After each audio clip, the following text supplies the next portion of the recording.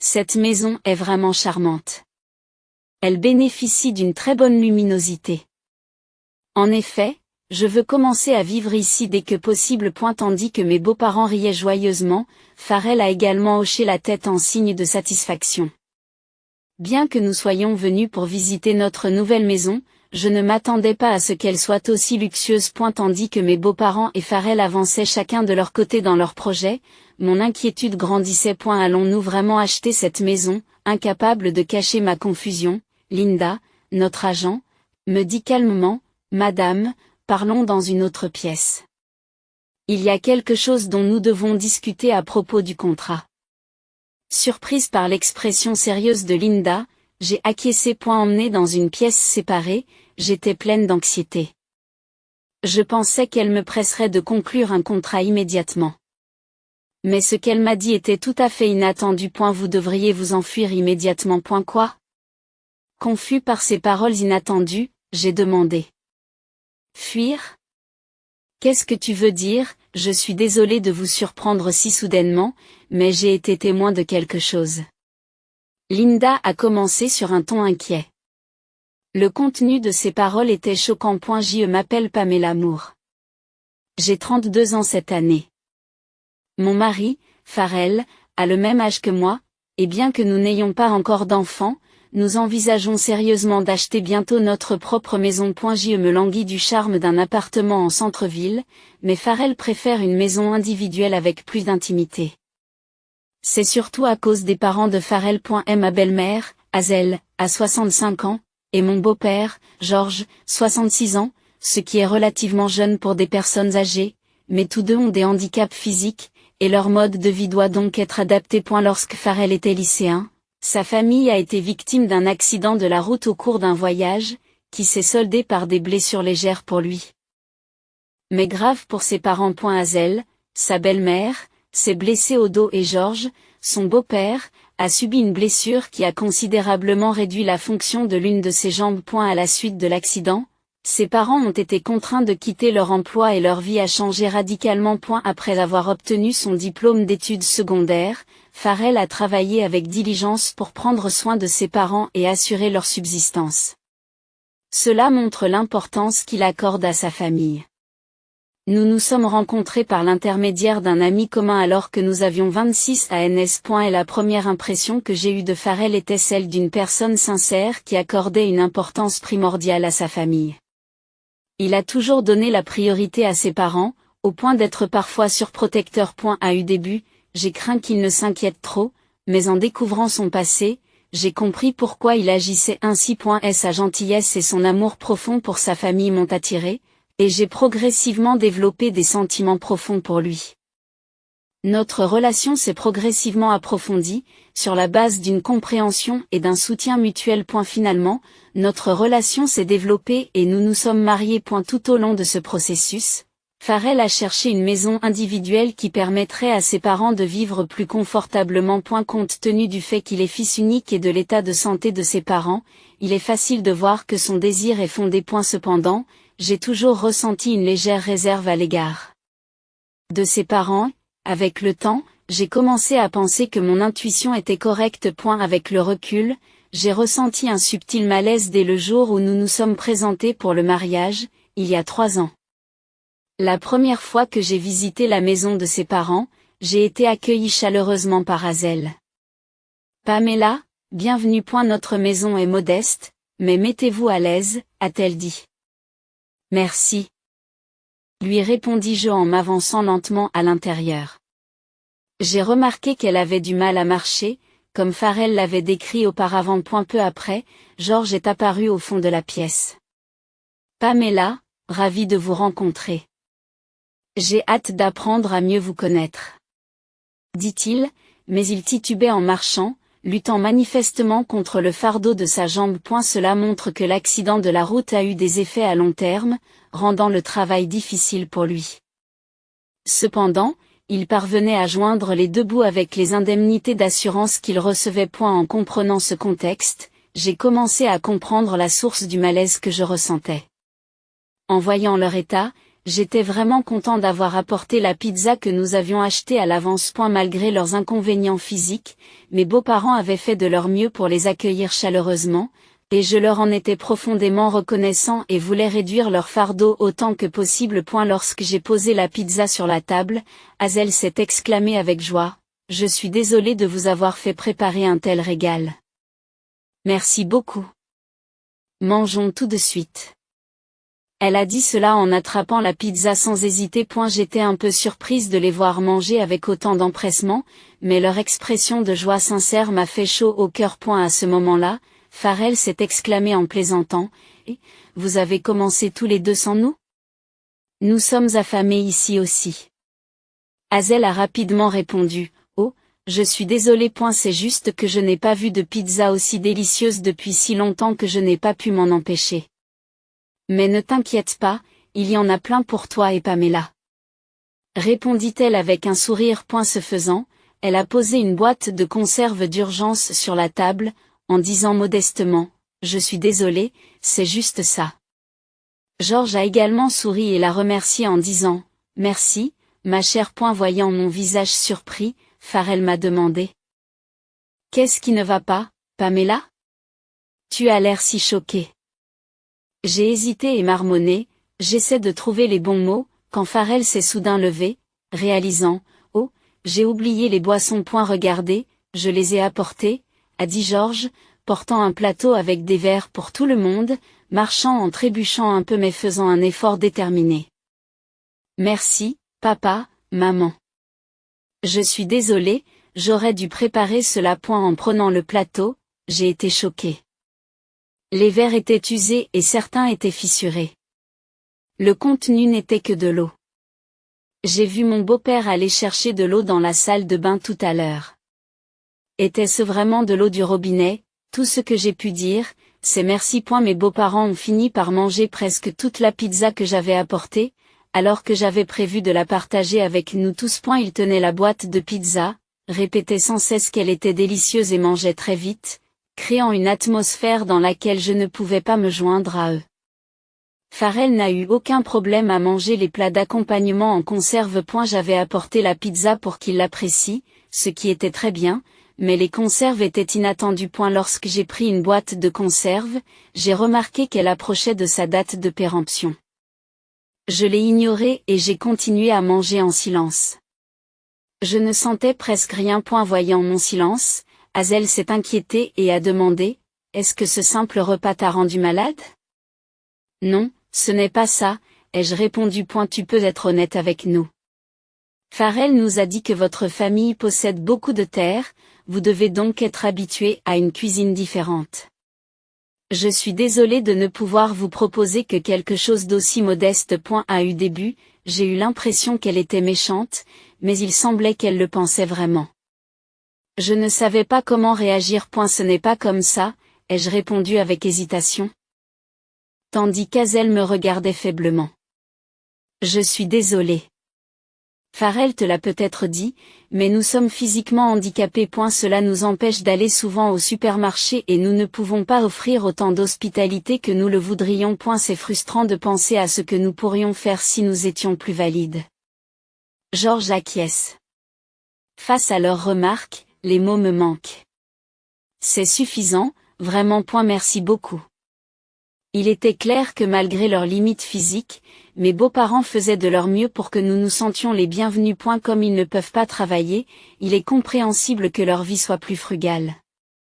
Nous n'avions que des conserves et de l'eau du robinet pour nous débrouiller. Bien que j'ai préparé de la pizza pour tout le monde, il était quelque peu insatisfaisant de l'avoir rapidement consommée par eux deux, mais Farrell ne semblait pas s'en préoccuper, et j'ai pensé qu'il n'était peut-être pas approprié de dire quoi que ce soit. En fin de compte, j'ai quitté leur maison en gardant cette insatisfaction. Plus tard, alors que nous avancions dans les préparatifs de notre mariage, Farrell s'est excusé d'un air sérieux. Je suis désolé. Mes parents ne peuvent pas participer financièrement aux frais du mariage. Ce n'est pas grave. Nous avions prévu d'utiliser nos propres économies de toute façon, alors ne vous inquiétez pas.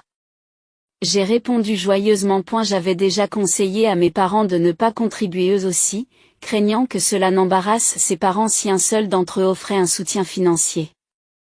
Nous avons donc décidé d'organiser une cérémonie modeste. Par la suite, j'ai reçu un appel de Hazel. Elle s'excusait de ne pas pouvoir participer aux frais du mariage et disait vouloir envoyer des appareils électroménagers pour montrer sa bonne volonté. Malgré mes réserves, elle a insisté pour les envoyer. Quelques jours plus tard, plusieurs grandes boîtes en carton sont arrivées chez nous. Me surprenant par leur nombre. En les ouvrant, j'ai constaté qu'ils étaient remplis d'appareils anciens qui n'étaient plus sur le marché, de vieux aspirateurs, un micro-ondes défraîchi et d'autres articles qui avaient manifestement été utilisés. J'ai également remarqué les tasses et la vaisselle fêlée que j'avais vues lors de notre visite de présentation du mariage. Tout cela provenait de la maison de mes beaux-parents. Qu'est-ce que c'est que cette plaisanterie? Les mots me manquent. En voyant Farrell apprécier le geste, je me suis dit que ces appareils avaient été utilisés dans la maison de votre mère, n'est-ce pas? Ils ont l'air bien vieux. Ai-je fait remarquer par réflexe. Eh bien, ils fonctionnent encore, et nous devrions en être reconnaissants, a répondu Farrell d'un air satisfait. Malgré ma surprise, j'ai exprimé notre gratitude par courtoisie. J'ai contacté ma belle-mère à contre-séure. Les appareils sont arrivés, merci. Oh, ils sont déjà arrivés? Ce sont des choses que nous chérissons depuis de nombreuses années. Je ne pouvais pas supporter de les jeter, pensant qu'ils seraient utiles aux jeunes mariés. Vous avez besoin d'appareils électroménagers, n'est-ce pas? Sa voix enjouée n'a fait qu'accroître mon mécontentement. Cependant, beaucoup d'entre eux sont usés et certains ne fonctionnent pas. Nous apprécions le geste, mais nous prévoyons d'en acheter de nouveaux. C'est du gâchis, cela vous permettrait d'économiser de l'argent. Pour économiser de l'argent. Je voulais vraiment vous en acheter de nouvelles. Mais c'est difficile pour nous. C'est difficile pour nous de nous déplacer, alors nous avons donné ce que nous avions à la maison. S'ils étaient inquiets pour l'argent, ils n'avaient pas besoin d'envoyer quoi que ce soit. D'ailleurs, ma belle-mère a dû en parler à Farrell, car il m'a abordé à ce sujet. Pamela, j'ai entendu dire que vous vous plaignez des appareils électroménagers? Mes parents ont fait des pieds et des mains pour nous envoyer des articles ménagers. Ne prenez pas leurs intentions à la légère. Ce n'est pas ce que je voulais dire. J'ai eu l'impression d'être le méchant. J'ai fini par devoir utiliser les vieux appareils. Ce n'est pas ainsi que j'envisageais de profiter de notre vie de jeunes mariés. C'est une situation que j'ai du mal à accepter. Mais je me disais qu'ils prenaient en compte les finances à leur manière. Puis, Farrell a proposé d'acheter une nouvelle maison. J'ai toujours rêvé d'avoir ma propre maison. Normalement, ce serait une bonne nouvelle, mais Farrell semble vouloir une maison qui lui permettrait de vivre avec ses parents à l'avenir. Cette idée me dérange. En repensant à mes interactions passées avec ses parents, je me sens mal à l'aise.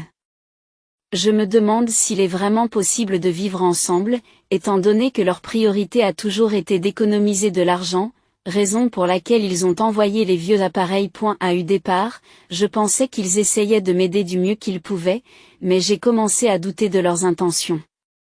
Plus tard, lorsque j'ai visité la maison de mes beaux-parents, j'ai remarqué que tous leurs appareils avaient été remplacés par des modèles plus récents. Cela a éveillé de nombreux soupçons dans mon esprit. J'avais entendu dire qu'ils avaient des difficultés financières, mais était-ce vraiment vrai? Ils avaient l'habitude de dire qu'ils ne pouvaient pas faire les courses parce qu'ils avaient du mal à se déplacer. Cependant, de nos jours, il est facile de faire des achats en ligne sans avoir besoin de se rendre dans les magasins physiques. Cela m'a fait penser qu'ils avaient peut-être simplement réutilisé leurs vieux appareils pour nous offrir un cadeau de mariage. Je n'ai pas pu me résoudre à le dire à Farrell, mais je craignais que le fait de vivre ensemble ne nous oblige à adopter un mode de vie frugal. Compte tenu de leur situation. Je pensais qu'une nouvelle construction était hors de question. Je craignais qu'ils ne nous suggèrent d'opter pour une maison vieillissante et bon marché. Contrairement à mes craintes, ils semblaient vouloir une maison solidement construite. En fait, ils étaient déjà en train d'examiner quelques propriétés. J'ai l'impression que les choses avancent, ai-je dit, perplexe. Oui, j'ai fait un tour le week-end dernier et j'ai trouvé une nouvelle propriété magnifique qui m'a beaucoup plu. a répondu Farrell comme si c'était une évidence. Pourquoi ne m'en avez-vous pas parlé? Je me suis sentie exclue et découragée. On discutait à mon insu de la maison dans laquelle j'étais censée vivre. Insatisfaite, j'ai décidé d'aller voir la propriété. Farrell, ses parents et moi nous sommes rendus à l'agence immobilière. À notre arrivée, l'agent s'est rapidement approché de nous. C'était une femme jeune et séduisante. Sur sa carte de visite, on pouvait lire Linda Martin. Madame, je suis ravie de vous rencontrer. Je m'appelle Linda et je vais m'occuper de votre dossier. Farrell avait prévu une voiture pour que nous allions voir la propriété ensemble.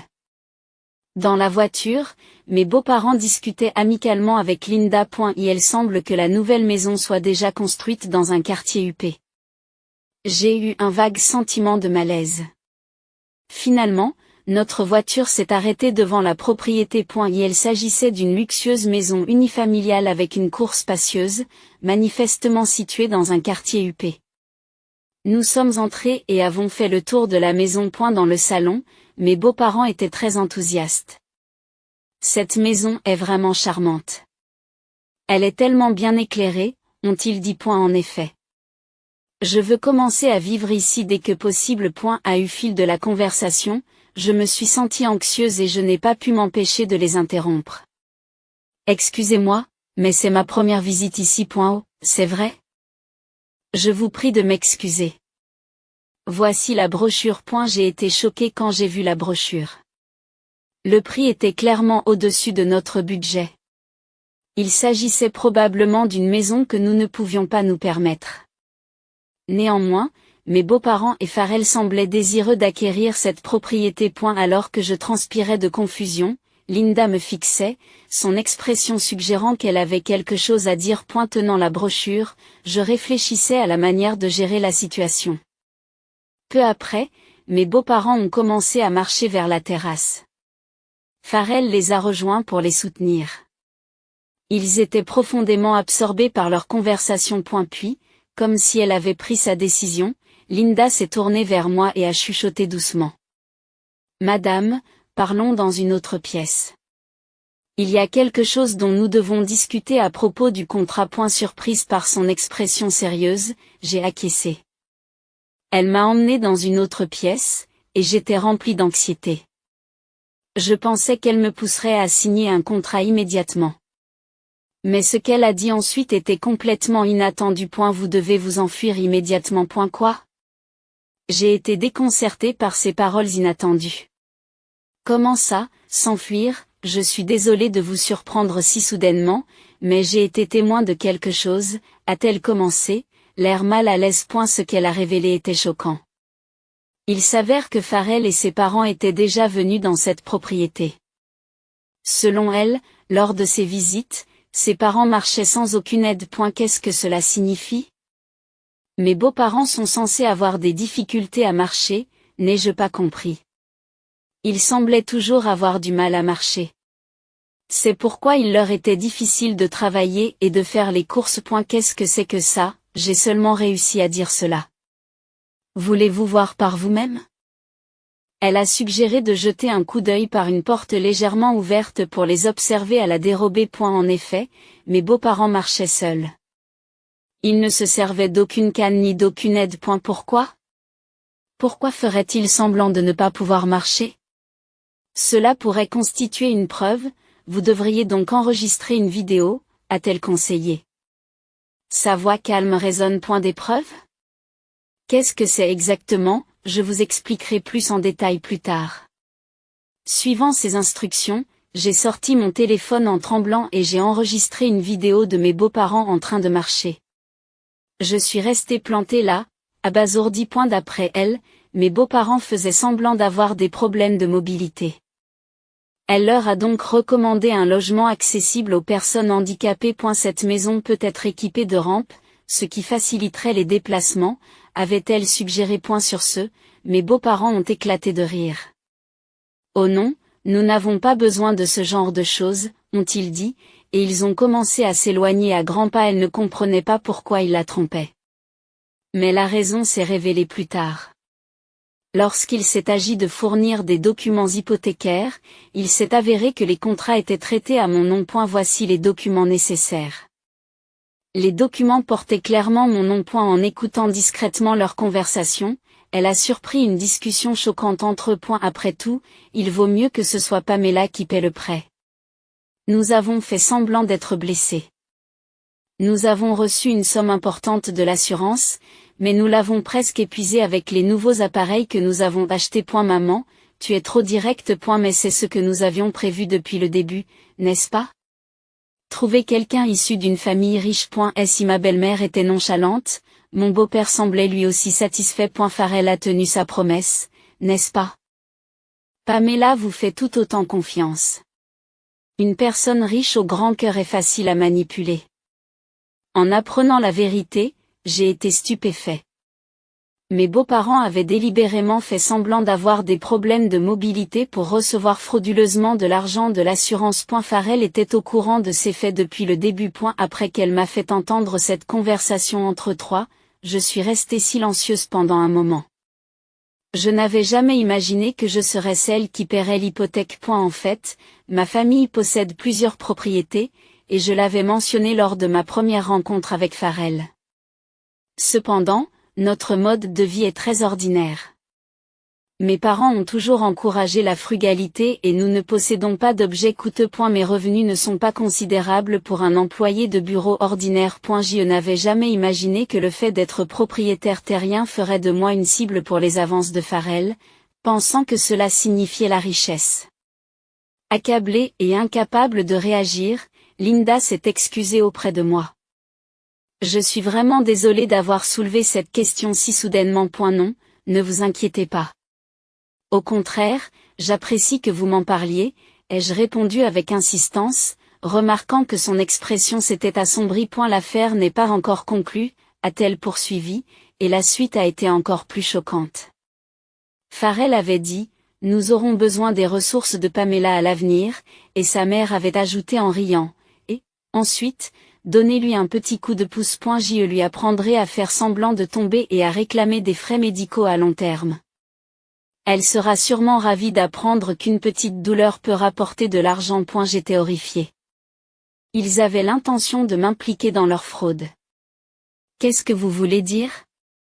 Ils parlaient comme s'il s'agissait d'une simple poussée.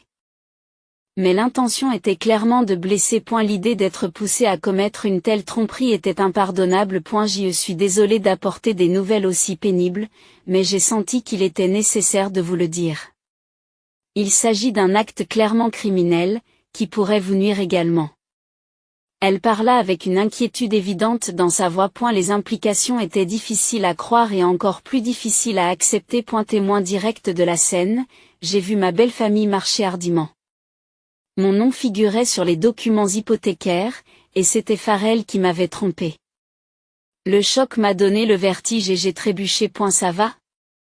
Elle m'a rattrapé au moment où j'allais tomber. J'ai dû me ressaisir. En tant qu'agent immobilier, elle avait courageusement révélé la vérité. Je devais agir. Merci, je vais bien. J'ai juste été surpris par cette révélation inattendue. Je n'ai pas l'intention de frauder, et maintenant que je connais la vérité, je ne peux pas ignorer ce que font mes beaux-parents. J'ai déclaré fermement. Ma détermination était claire pour elle, et elle a hoché la tête en signe de reconnaissance. Et elle n'y avait pas de temps à perdre. Nous avons immédiatement discuté des prochaines mesures à prendre. Ensuite, j'ai quitté précipitamment le bâtiment par une autre sortie pendant qu'elle distrayait mes beaux-parents. Prétextant un malaise, j'ai envoyé un message à Farrell pour lui dire que je rentrais chez moi avant lui. Une fois chez moi, j'ai rapidement commencé à rassembler des preuves. J'ai cherché en ligne la date et les détails de l'accident dont mes beaux-parents avaient parlé, ainsi que des informations sur la compagnie d'assurance et les médecins qui les avaient soignés. Dès que j'ai été prête, j'ai décidé de prévenir la compagnie d'assurance. J'ai soulevé la question des demandes d'indemnisation frauduleuses et expliqué les détails à leur unité d'enquête spéciale. J'ai également pris soin de joindre et d'envoyer par courrier électronique la vidéo que j'avais enregistrée aujourd'hui. En conséquence, la compagnie d'assurance a tenu mes beaux-parents pour pénalement responsables et ils ont été arrêtés. Il s'est avéré par la suite que les blessures qu'ils avaient subies dans l'accident étaient effectivement mineures. Néanmoins, ils avaient exagéré leurs symptômes pour continuer à percevoir frauduleusement des indemnités d'assurance. Normalement, les compagnies d'assurance sont très vigilantes quant au risque de fraude dans les cas d'accident de la route. Je me demandais comment ils avaient réussi à tromper les audits, mais la vérité a fini par être révélée. Il est choquant de constater qu'ils avaient comploté avec un parent médecin pour falsifier des certificats médicaux, exagérant des blessures mineures comme étant des blessures graves. C'est incroyable. Bien entendu, ce médecin a également été arrêté. Ce médecin avait déjà été signalé par la compagnie d'assurance pour des irrégularités, ce qui a conduit à leur arrestation rapide, ainsi que celle de mes beaux-parents. En fin de compte, il s'agissait d'une famille avide qui allait au-delà de la simple frugalité. C'étaient des criminels, et Farrell, qui avait négligé tout cela, était essentiellement complice. J'ai tout révélé et j'ai demandé le divorce. Mais Farrell ne l'a pas accepté et s'y est opposé. Il a prétendu qu'il s'agissait d'un malentendu et m'a supplié de rencontrer au moins sa mère. Je ne comprenais pas ce qu'il pensait être un malentendu. Je n'avais aucun désir de retrouvailles, mais il y avait quelque chose que je devais encore dire. Avec Farrell, je me suis rendu à la prison où ses parents étaient détenus. En raison de la gravité de leurs crimes. Ils ont été condamnés à des peines d'une durée indéterminée, sans possibilité d'amende.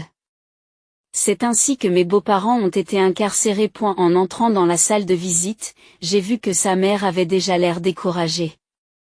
Séparés par un panneau en acrylique, je l'ai fixé d'un regard acéré. Belle-mère, vous commettez des fraudes depuis longtemps, et vous avez l'intention de m'impliquer moi aussi? Pourquoi avez-vous fait une chose pareille? Sa réponse fut faible. Que veux-tu dire par là? Il y a vraiment eu un accident, et au début, j'étais vraiment hors d'état de nuire. Mais même si mon état s'est amélioré, j'ai pensé que nous pourrions bénéficier de la poursuite de la demande de remboursement des frais médicaux. J'ai été stupéfait de voir qu'elle ne semblait pas reconnaître le caractère criminel de ces actes. J'ai répondu fermement, de quoi parlez-vous? Il s'agit clairement d'un délit. Il est incompréhensible que vous me contraigniez à commettre un acte répréhensible. À ce moment-là, Farrell m'a interrompu. Non, c'était juste un moyen facile de gagner de l'argent.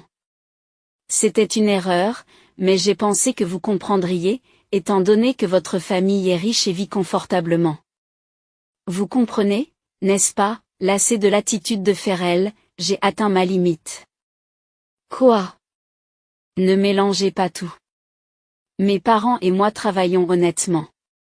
Nous ne pensons pas à gagner de l'argent en commettant des crimes. C'est impardonnable en tant qu'être humain. S'il vous plaît, ne me contactez plus jamais. À mes paroles énergiques, Farrell et sa mère ont été visiblement choqués. La vraie nature de Farrell et de sa mère est apparue clairement. Je n'avais jamais imaginé qu'ils étaient des gens aussi terribles. Ils ne pensaient qu'à gagner de l'argent facilement et à exploiter les autres.